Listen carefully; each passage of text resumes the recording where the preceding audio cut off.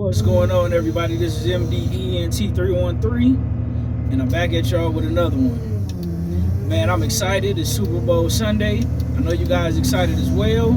I would like to know who you guys picking to win the Super Bowl. I kind of went back and forth with this one, but at the end of the day, I landed on the Philadelphia Eagles. And the reason why I think it'll be different this time, this go around, because the Eagles got better in two particular areas, right? They got drastically better in the running back department, while they still simultaneously kept their great wide receivers in A.J. Brown and Devontae Smith, along with tight end Dallas Goedert. But Saquon Barkley is going to be the difference maker on offense. Not only is he dynamic and explosive out the backfield, but it also makes Jalen Hurts extremely difficult to deal with as a mobile running quarterback. And we've seen that a similar combination with Lamar Jackson and Derrick Henry. Man, that is hard to defend when you got a great running back that you got to contend with and a great running quarterback, and a quarterback who can throw the ball as well, right? Secondly, the Philadelphia Eagles got much better at the cornerback position, because where my Detroit Lions missed that, because we drafted two cornerbacks, the Philadelphia Eagles succeeded at when they drafted two cornerbacks, and this all happened last year in the first two rounds, right? My Detroit Lions, we drafted Terrion Arnold, and we drafted Ennis Rakestraw Jr. The Philadelphia Eagles, they drafted Quinion Mitchell and Cooper DeJean. And both of those guys are better than our first pick in Terrion Arnold. Now, Ennis Rakestraw Jr., in all fairness to him, he got injured this season. So we didn't get an opportunity to see, what he could potentially bring to the table, because he was injured, as I said, the majority of this previous season. Hopefully he bounces back next year, but that's neither here nor there. Now, when you look at the talent perspective of the Philadelphia Eagles and the Kansas City Chiefs, the Philadelphia Eagles are leaps and bounds ahead of the Kansas City Chiefs. I know the record may not indicate that, right? But talent for talent, defensive line, offensive line, wide receiver group per wide receiver group, the only area is two areas where the Kansas City Chiefs are better than the Eagles, and that's at the quarterback position, because Patrick Mahomes is the best quarterback in the game, even though, I don't like him, but I got to tell the truth. And Travis Kelce has been the best tight end in the game. He hasn't put up the best statistical numbers this season, but we know come playoff time, Travis Kelce, that's when he saved his best for last, right? Now, receiver for receiver, Philadelphia got that all day. And I believe defense for defense, defensive line, which is also the Kansas City Chiefs' strength, the Philadelphia Eagles are much better on the defensive line. The secondary, which is a strength for the Kansas City Chiefs, but it's ultimately an even greater strength for the Philadelphia Eagles. Now, here's the difference, though, right? Coaching and the coordinators, right? Sirianni is the head coach of the Philadelphia Eagles. Andy Reid is the head coach of the Kansas City Chiefs. Andy Reid, if I'm being honest, you got to put Andy Reid in the same breath as Bill Belichick. Who is that? Bill Belichick, the late great Bill Walsh. You got to put him up there with those all-time great coaches. The gentleman who won the 2 out of 3 Super Bowls, Johnson for the Dallas Cowboys, and he would have had 3 had they not had Jerry Jones not fired him. But Andy Reid, right? He took that Philadelphia Eagles organization to 4 NFC championships, even though he never won. If you look at the particular offense he had outside of Donovan McNabb at quarterback and Brian Westbrook at the running back position, he didn't have much for receivers or tight ends to work with. But he did have a phenomenal defense. So when it comes to putting teams together, putting coaching staffs together, Andy Reid would have been a first ballot Hall of Famer had he never won a Super Bowl.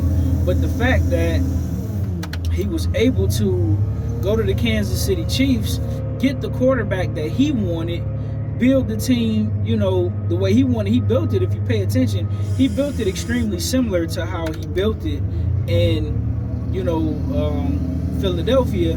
But Donovan McNabb, is phenomenal as Donovan McNabb was, I never take anything away from Donovan McNabb, but he isn't Patrick Mahomes, right? When you look at the coordinator position, right, it kind of really don't matter from an offensive coordinator perspective when it comes to Kansas City, because we know Andy Reid is an offensive genius. So all you got to do is pretty much do what Andy Reid particularly tell you to do. It's not like you need a Ben Johnson or a Josh McDaniels when you already got an Andy Reid. Where the difference is the defensive coordinator position. Steve Spagnuolo has been absolutely spectacular for the Kansas City Chiefs.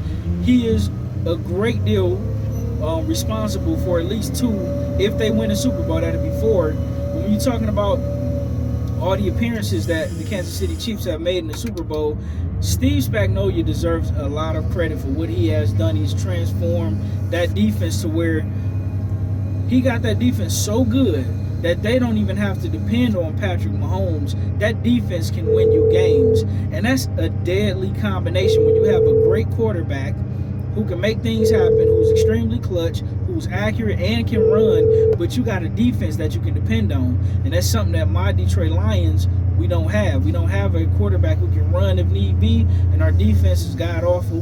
But from a coordinator's perspective, well, from the coach perspective, Nick Sirianni is he's nowhere on the level of an Andy Reid.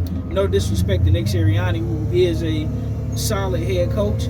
This is his second Super Bowl appearance, so we can't take anything away from Nick Sirianni, but he ain't Andy Reid. Now, when it comes to team building, though, he did a great job assembling that roster.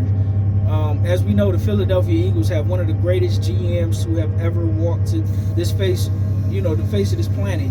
When you're talking about the great GMs, you're talking about organizations like the Philadelphia Eagles, the Los Angeles Lakers, the Boston Celtics, the Pittsburgh Steelers. You're talking about teams like that, the New York Yankees, I can go on and on, right? But the coordinators is what's going to be the difference, right? Andy Reid, that's what I'm worried about. When it comes to defense, right? Talent for talent. This Eagles team should be able to manage this Kansas City team, but the problem is because of the coaching, I'm not confident in the coaching staff and the coordinators of the Philadelphia Eagles to game plan and strategize better than the Kansas City Chiefs coach and coordinators, right?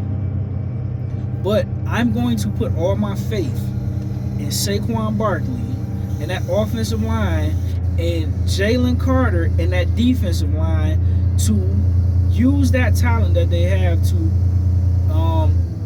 outperform their coaching, whatever their game plan is. Assuming that, let's just hypothetically, if the Philadelphia Eagles don't have the best game plan per se, I'm expecting the talent of the Philadelphia Eagles to take over and bail them out of potentially getting out coached, right? Because this is a complete mismatch from a coaching perspective. And from a quarterback's perspective, throwing the ball and improvising, that will go to Patrick Mahomes all day. But everywhere else on the board, the Philadelphia Eagles have the better pieces. I'm expecting the Philadelphia Eagles to run and run some more like they did on the Washington Commanders. When I looked at the Kansas City Chiefs versus the Houston Texans, and when I looked at the Kansas City Chiefs versus the Buffalo Bills, you can run on that defensive line. It's extremely difficult to run on the Philadelphia Eagles defensive line, right? When you look at passing the ball, Josh Allen did a phenomenal job, particularly in that second half. He did a phenomenal job, even under pressure, passing the ball to those no-name receivers. But what scares me is Jalen Hurts is no Josh Allen. But Jalen Hurts is good enough because of Devontae Smith and A.J. Brown and Dallas Goedert. He's going to feed them early and often. He's going to feed Saquon Barkley. early and often, and I expect this to be another high-scoring game like the first meeting that they had. But this go around, because of Saquon Barkley, because of Jalen Carter on the defensive line, I expect the Philadelphians to walk away from this game 36-30. That's my final prediction. Fly, Eagles, fly. I believe in you. Let me know who you guys got in the comment section, who you see winning this game, and who's going to be the X factor. Both teams. Listen, the X factor, I forgot to mention that. The X factor for the Eagles, it's two of them. Saquon Barkley, Jalen Carter. Point blank period. One offense, one defense. For the Kansas City Chiefs, the X factor, Xavier Worthy, wide receiver. He can do a lot out the backfield. If he have a huge game, it's going to be some problems. So Xavier Worthy on offense, and none other than Chris Jones, the monster on the defensive line, defensive tackle, Chris Jones. If these guys have a great game, it may be some problems for the Philadelphia Eagles. But that's what I got on this, guys. You let me know what you think in the comment section. Subscribe. You're going to get some of the best content when it comes to sports, entertainment, TV shows, and movie reviews. If there's anything you want me to talk about or tackle, man, please put it down in the comment section. I do read everybody's comments. I may not always get an opportunity to respond to them, but I do read all you guys' comments, man, and I appreciate you guys for tuning in. But let me know what you think. I'm out. Peace.